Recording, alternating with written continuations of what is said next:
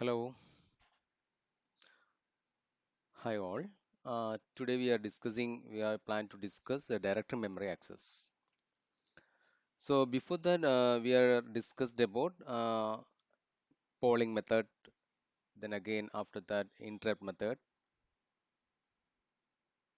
and next we have to discuss direct memory access.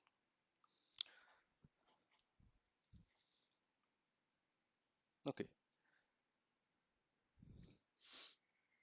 So direct memory access that means that there is a special control unit that is used for providing or to control the data transfer, providing or control the data transfer of a block of data directly between an IO device and the memory without continuous intervention by the processor. Okay, so instead of your polling method, the processor directly involves the data transfer.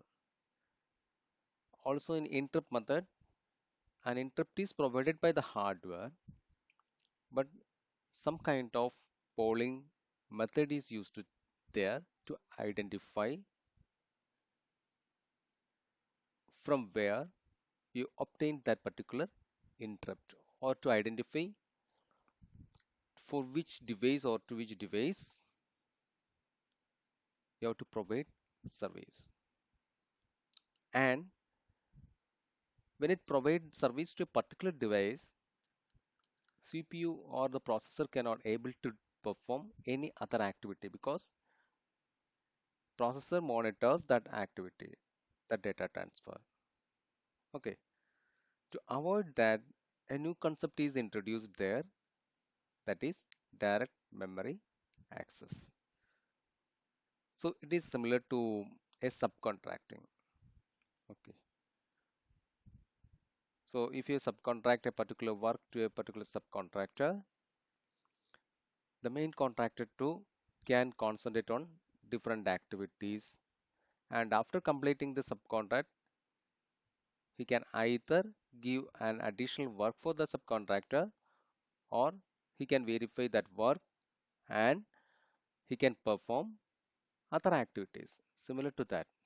Otherwise, the main contractor has to directly involve that particular uh, part of work that will waste his time. Similar to that,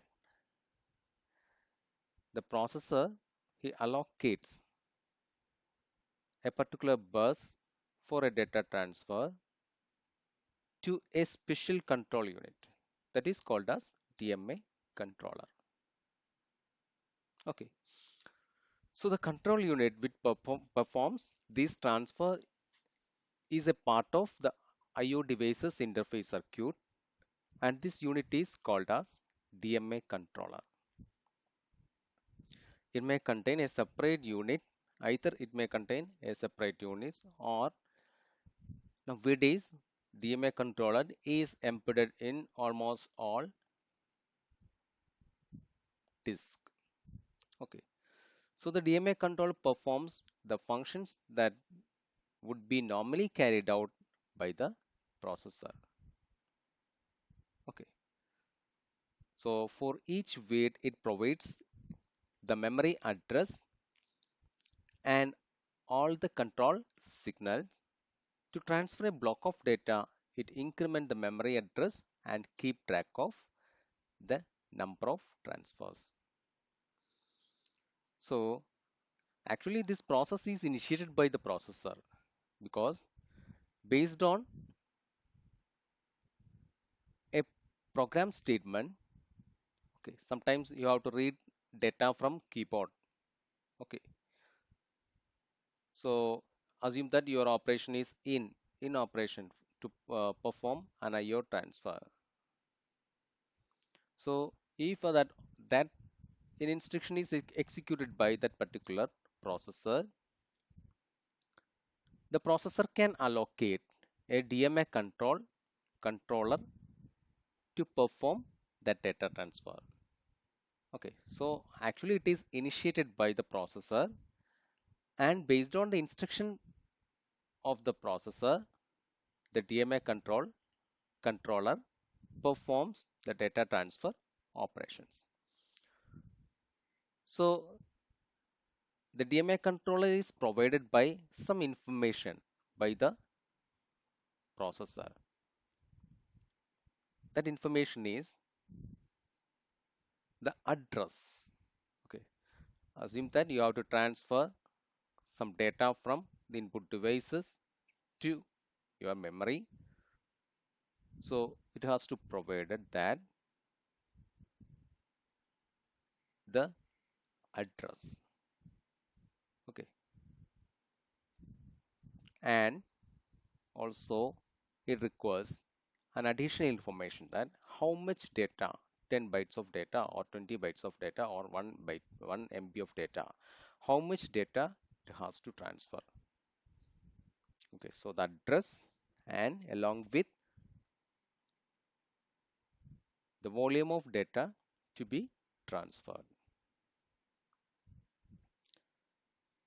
So it contains or it uses some registers for that, and the registers in DMA interfaces are starting address, then again word count, and also it contain another status and control register. All are of 32 byte, and in the case of status and control register it only uses 4 bits. The 0th bit, that is the done bit, the first bit, that is read or r slash w bar, that is read or write bar, and the 30th bit, that is IE, and 31st bit, that is IRQ.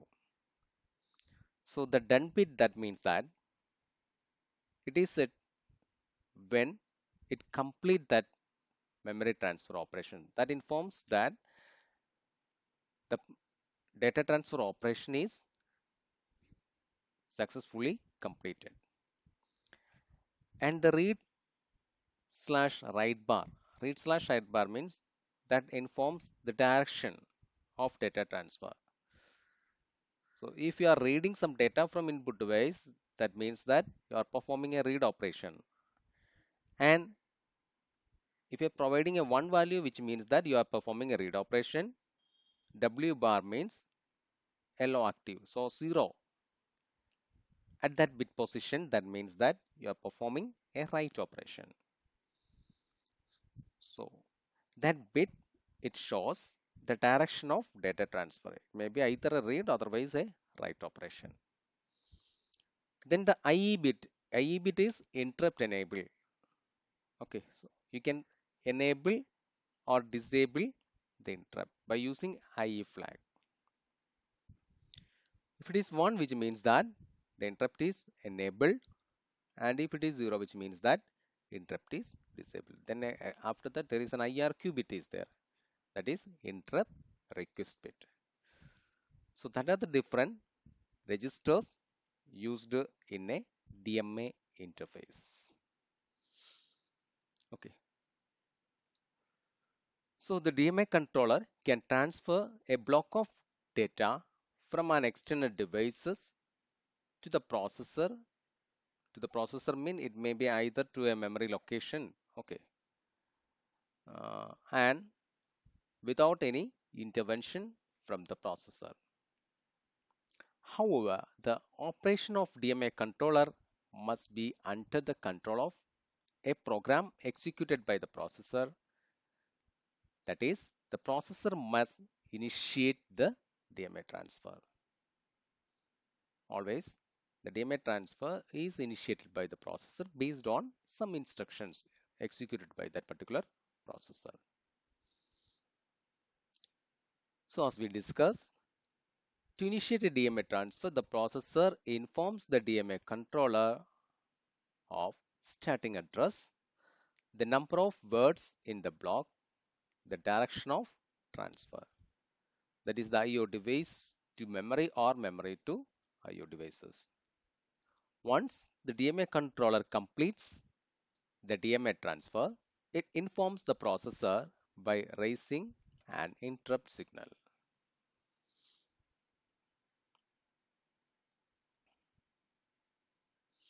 Okay,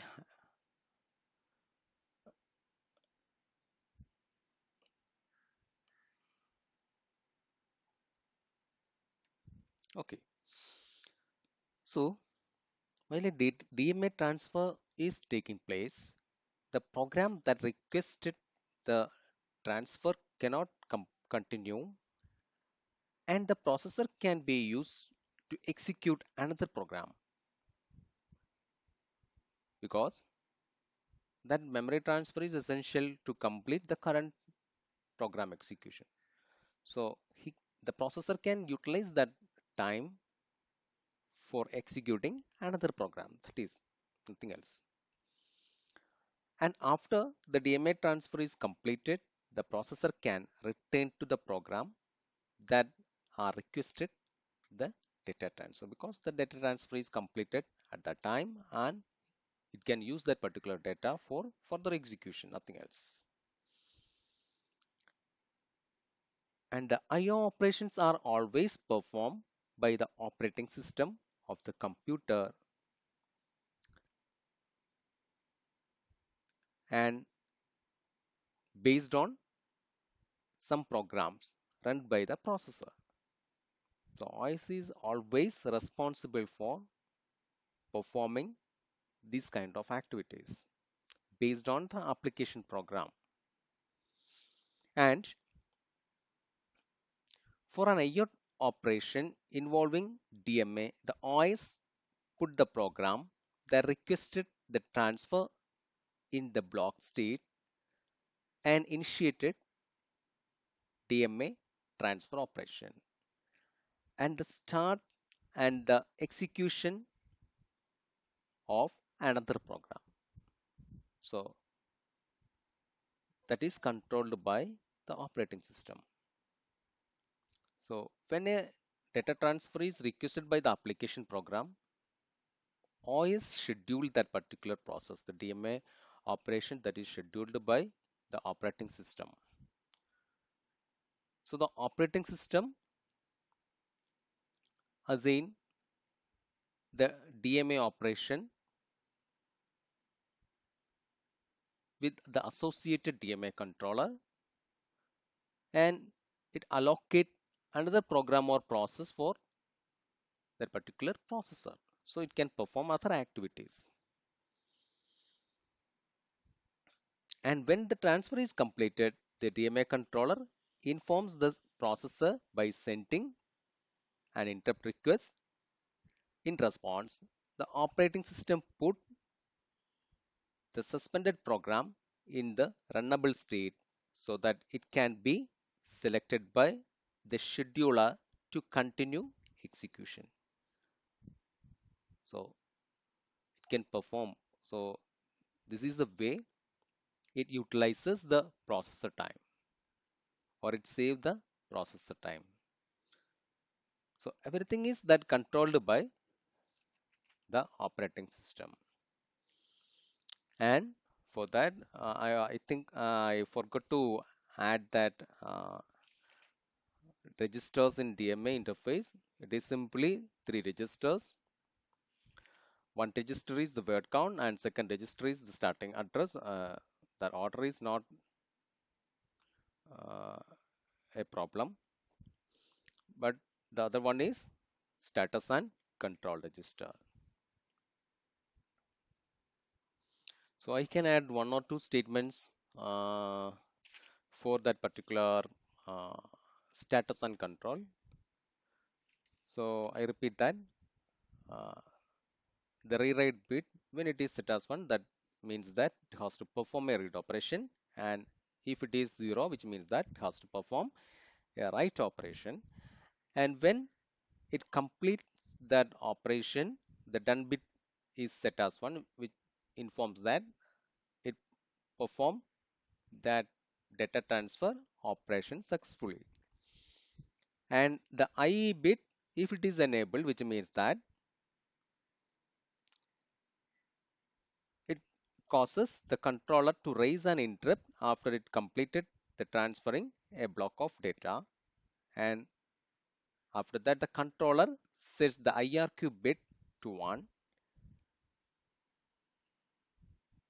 so which means that it requested an interrupt. So that is the different status and control flags. So we can go through the next slide. So it is an DMA. It's a small figure of DMA controllers in a computer system.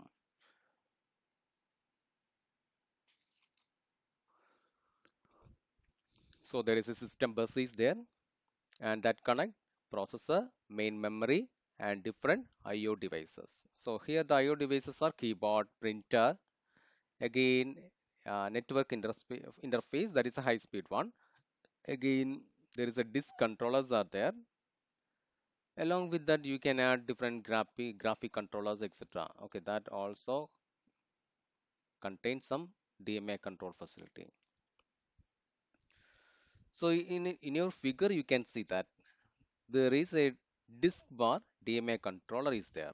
So disk controller with the facility of DMA controller. So it can perform or it can work on two different disks, and there is a DMA controller that is connected to your high-speed network interface. Okay. So the DMA controller here, it connects a high-speed network to computer bus, and disk controllers which control two disks also has the DMA capability.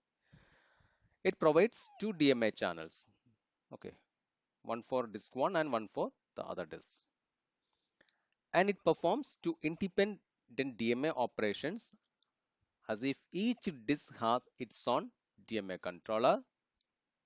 The registers store the memory address, word count, and status and control information are duplicated for each disk. Okay, similar to that, another DMA controller is there. So it also contain these registers that is connected to your network interface. And the processor and DMA controllers have to use the bus in a interwoven fashion to access the memory, which means that the DMA devices are given high priority than the processor to access that particular bus because that is assigned by that particular processor.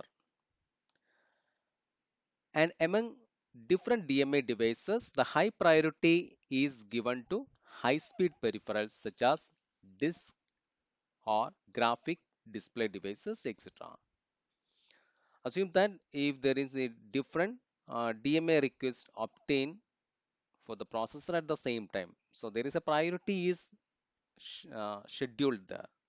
So based on that particular priority, high priority uh, devices is provided or it execute the request for high priority DMA device, and it give the permission to that particular device or controller to perform that activity, data transfer activity. Here two different concepts are there. That is, one is cycle stealing and the other one is block or bus mode. So we can go through that terms. The DMA transfer that is originated or it is initiated by the processor, and the processor originates most memory access cycle on the bus. It is actually originated or originate by the processor. After that, the DMA controller is steal that particular memory access cycle from that particular bus. This interweaving technique is called as cycle stealing. That memory cycle is stealed by the DMA controller.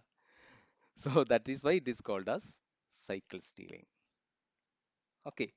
So you can expect a short answer question such as what do you mean by cycle stealing? And the other approach, an alternate approach is the to provide a DMA controller an exclusive capability to initiate transfers on the bus and hence the exclusive access to the main memory. This is known as block or bus mode.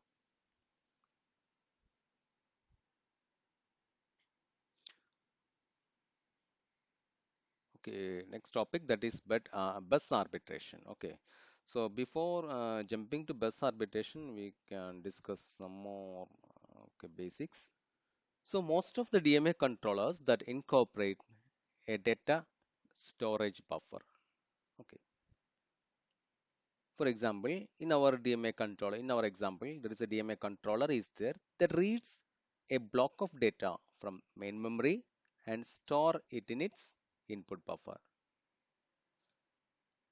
And this transfer takes place using bus mode at a speed appropriate to the memory and the computer bus.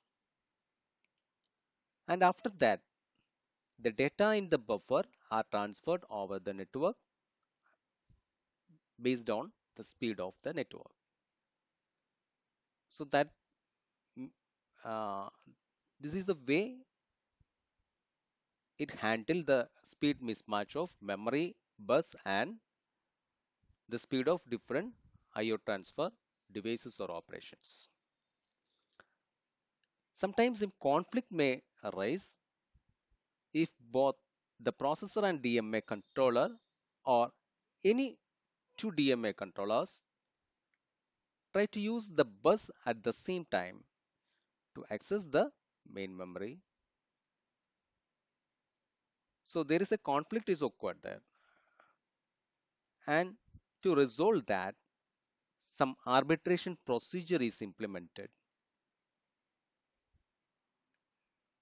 And there are two different arbitration schemes are used there. And that are the centralized arbitration and distributed arbitration. Okay, so we can go through each topic in detail. So go through the slide first. The processor and DMA controller both need initiate data transfer on buses and access the main memory. And the device that allowed to initiate transfers on the bus at any given time is called as bus master. There is a term is there, bus master. Okay, which means that we are assigning some bus master there, and that bus master is only allowed to initiate transfers.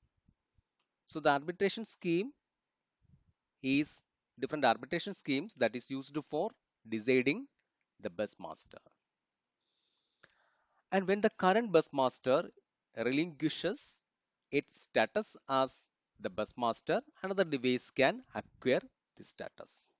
Okay, after completing one transfer operation, another device can act as a bus master after relinquishing the former one. And this process by which the next device to become the bus master is selected and the mastership is transferred to it is called as the bus arbitration. So the bus arbitration, which means that the process by which the next device to become the bus master and is selected and the bus mastership is transferred to it, that is called as bus arbitration. Initially, the processor is act as the bus master. And there are two arbitration schemes are used there. So one is centralized arbitration and the other one is distributed. Centralized mean a single arbiter performs the arbitration. So the single entity that decide who will be the next bus master. Distributed means it is not done by a single bus master. All devices participate in the selection of the next bus master. That is distributed. Centralized one, there is a single one is there. Distributed means all participate in the selection process. Okay. So if you go through the figure, you can see that it is an okay. The figure that shows the simple arrangement for bus arbitration using daisy chain. So please go through that. You can see that different DMA controllers, that is denoted by DMA controller 1, DMA controller 2, etc. There is a BR bar bit is there, BBSY bit is there, signal is there. Again, BG1 and BG2 is there. And that control signals is connected to your processor. So that is related to your centralized bus arbitration.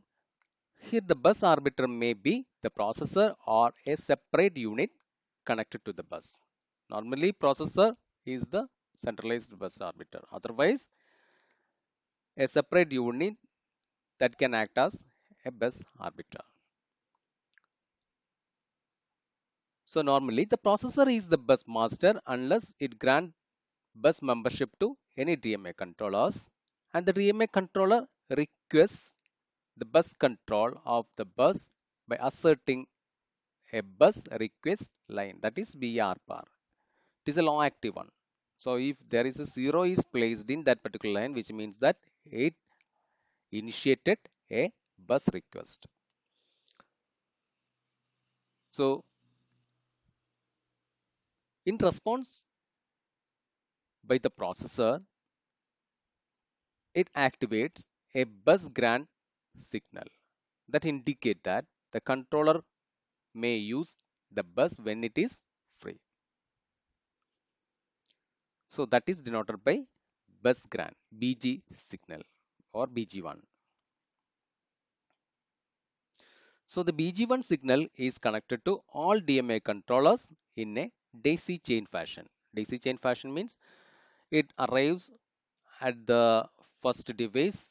After the first device process that particular signal, if it is not meant for that particular device, it transfer that to the next device and so on. That is known as daisy chain.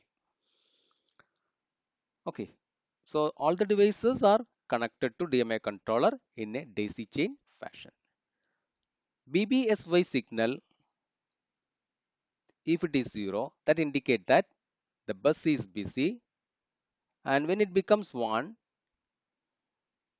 which means that the DMA controller which asserted the BR bus request signal can acquire the control of that particular bus. So you can see that in your figure, you can see that it is a low active one. So low active one means that informs that the bus is busy. And BR bar, it is also a low active one. And in this figure, you can see that it is a time, it is called as a timing diagram. Okay, and how it works. So normally the BR, if it is 1, which means that there is no bus request signal. So if a bus request signal is obtained, okay, here the DM assume that DMA controller to assert the BR signal. So that is connected in a daisy chain fashion. So the processor allocate a BG1 or processor initiate a BG1 signal as its response. That is bus grant one. That indicate that if that bus is free, the requested devices can access that particular bus, nothing else. So first it provides a BG1 signal. So but that BG1 signal is initiated. It is a high active one. That is why if it is 1, which means that bus grant is allowed. So that bus grant one is reached first at the DMA controller 1. So the DMA controller 1 is not initiated any bus request signal. So it give a BG2 signal to the next DMA controller. So a BG2 signal is next initiated by that particular DMA controller. Okay. So which means that the BG1 signal is propagated to the next DMA controller by the first DMA controller. And when it obtained that second DMA controller, it can identify that that bus grant signal is meant for that controller. So it checked that particular BBSY signal. If it is low, which means that the bus is busy, and when it becomes high, that means that the requested device can access the DMA controller. So initially it is used by, as per our figure, the bus master. Now that is the processor. It uses that particular bus, and after some time it releases that particular bus master. That is denoted by making BBSY signal as 1, which means that the DMA controller 2 can access that bus. Okay, so next time the DMA controller 2 make the BBSY bit as 0, which means that that bus is used by the DMA controller 2. That information is passed to other DMA controllers and the processor and different IO devices using BBSY bar. If BBSY bar 1, which that indicate that to all other devices, that bus is used by another DMA operation. And when it becomes completed, the BBSY bit that will be, or that make it as 1. So another DMA controller or the processor can access that particular bus. So if you see that, which means that the processor relinquishes the control of the bus by setting BBSY bit 1. This is the way the centralized arbitration works. So there is a central authority is there. It may be either the processor or any special units that is associated with that bus, that is capable of or controlling the bus mastering operation. And then distributed arbitration, here all devices waiting to use the bus share the responsibility of carrying out the arbitration process. Instead of a central one, here the bus master selection, that is the responsibility of all the devices. And the arbitration process does not depend on the central arbiter, and hence distributed arbitration has higher reliability. And each device is assigned with a 4-bit ID number. And all devices that connected using a 5 lines 4-bit arbitration line to transmit the ID, and 1 line for start arbitration signal. So if you see that figure, you can see that each device is connected to 4 lines. One is start arbitration. Uh, all signals are low active one. So ARB0, ARB1, ARB2, ARB3. That 4 bits, that is called as the 4-bit code, 4-bit arbitration code. And along with that, there is a start arbitration signal is used there. To request the bus,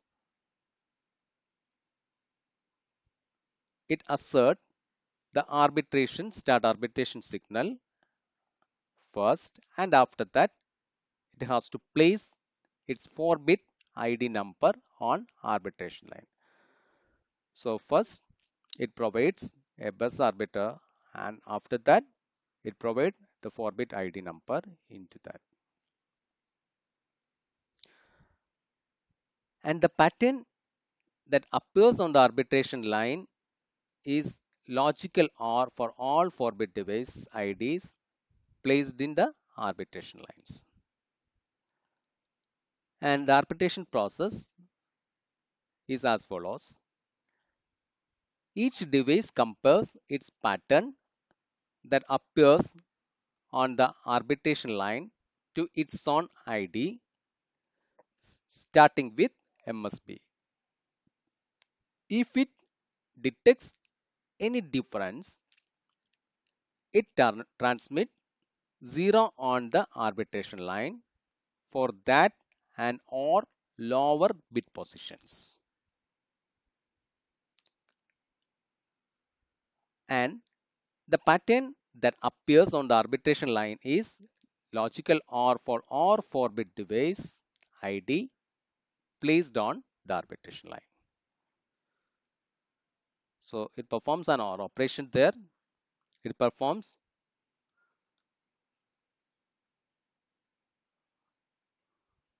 here you can see that one thing. Here you can see that here it is connected, and some bits are used in ARB0, ARB1, ARB2, and ARB3, and it performs some OR operation there, or it compares the corresponding bits for that particular device and the arbitration line bits. So here it is 0, 1, 1, 1, 1. It is the default value connected to that arbitration line.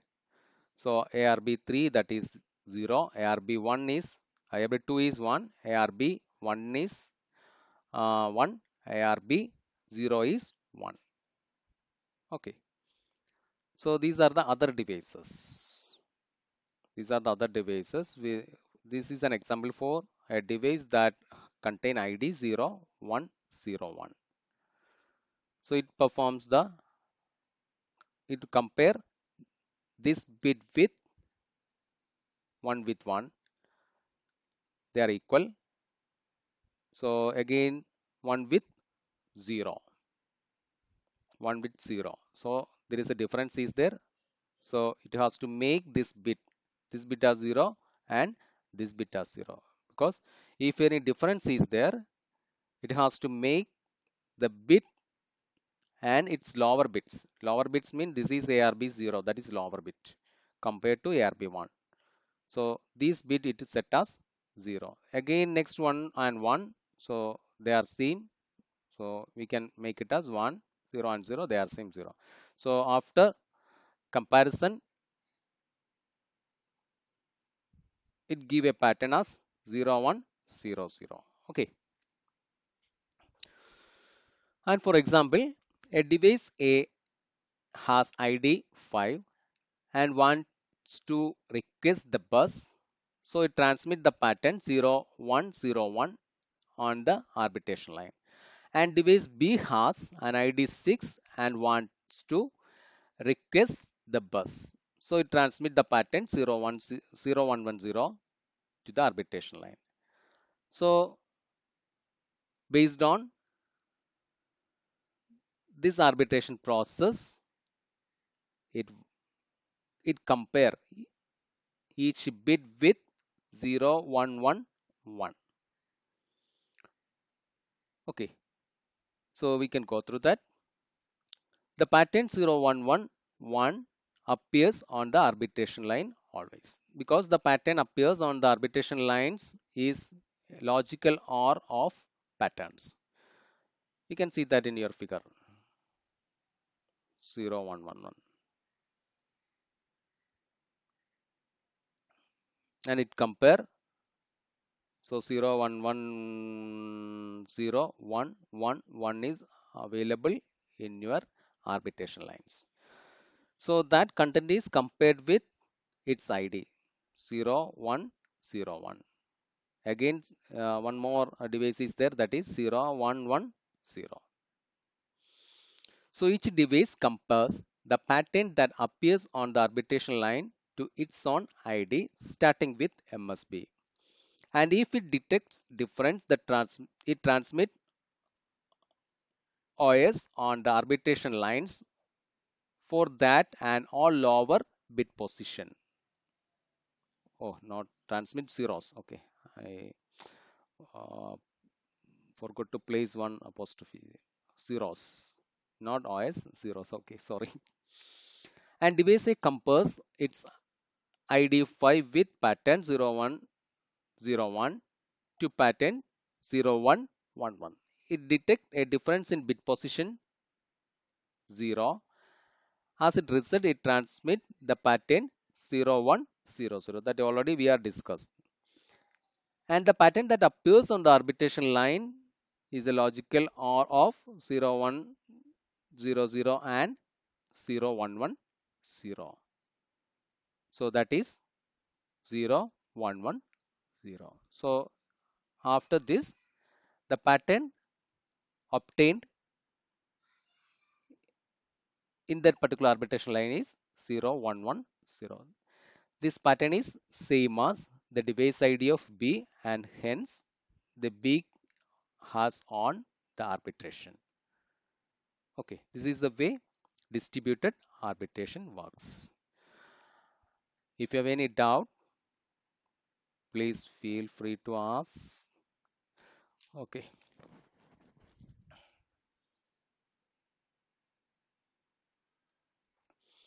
so here assume that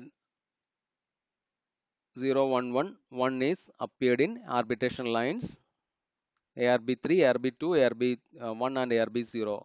All are law active, but I use the term ARB instead of ARB3 bar. I use ARB3. Okay.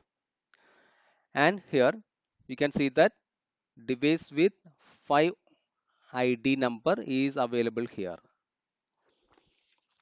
So it compare 1. Here it is 1. That is compared with this one. Both are equal.